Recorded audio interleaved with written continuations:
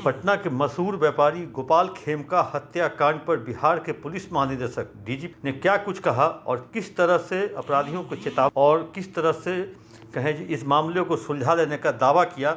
आइए आपको सुनवाते हैं उन्हीं की जुबानी वो क्या कुछ कह रहे हैं। देखिए, जांच चल रही है और कई सारे आयामों पे जांच चल रही है। हत्या के कारणों पर भी काफ़ी गहराई से तफ्तीश चल रही है। कई टीमें काज कर रही है। पटना पुलिस काम कर रही है, वैशाली पुलिस भी काम कर रही है इस पे, क्योंकि वैशाली में 2018 में औद्योगिक थाना क्षेत्र में गोपाल खेमका जी के पुत्र जो गुंजन खेमका थे उनकी हत्या हुई थी। उसमें चार्जशीट हुआ था 2018 में ही 4 लोगों के खिलाफ। तो वैशाली पुलिस भी जांच कर रही है कि कहीं जो बेल पर छूटे हुए उस कांड के अभियुक्त हैं कहीं उनके द्वारा तो नहीं इसमें किसी प्रकार की घटना की गई है। सीसीटीवी फुटेज खंगाला जा रहा है। जो मोटरसाइकिल पर एक हत्यारा दिख रहा है वहाँ से रिट्रीट करते हुए और गाड़ी रुकने के बाद जाते हुए, उसके बारे में भी सीसीटीवी जो नेटवर्क हमारा है उससे उसकी जानकारी ली जा रही है।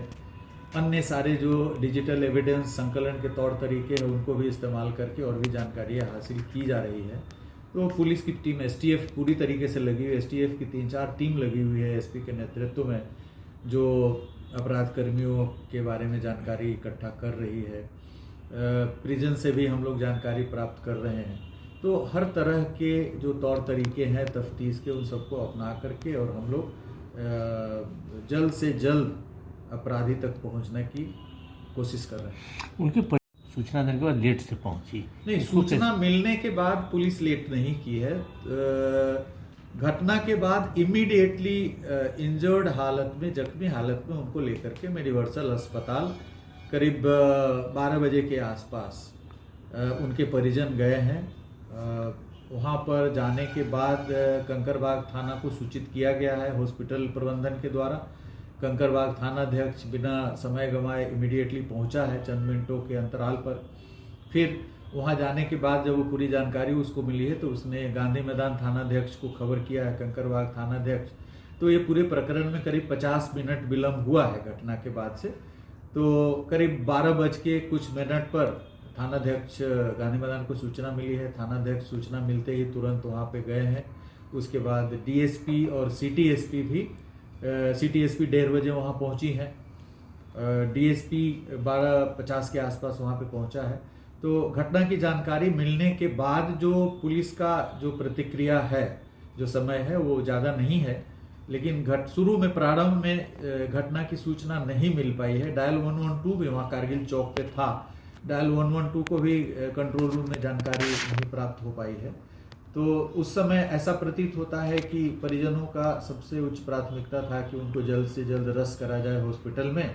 उसके बाद फिर अन्य प्रकार के जो कार्रवाइयाँ हैं वो किया जाए। तो उसमें कुछ 50 मिनट का विलम्ब हुआ है, जो यदि तुरंत डायल 112 और थाना को खबर होता तो नहीं होता। लेकिन हम लोग इसकी भी जांच कराएंगे कि यदि किसी अन्य के द्वारा यदि थाना में सूचना मिली है और उसको यदि सप्रेस की, अभी तक जो जांच आई है उसमें आ रहा है कि जैसे ही थाना को सूचना मिली है उसके बाद थाना अपनी कार्रवाई में लग गई। सर 16-17 घंटे की कवायद के बाद आप इतनी कवायद कर रहे हैं एसटीएफ। देखिए, बहुत सारी चीज़ें हैं। पिछली भी जो घटना हुई थी 2018 में, वो जमीन क्रय विक्रय को लेकर के हुई थी, घटना हुई थी।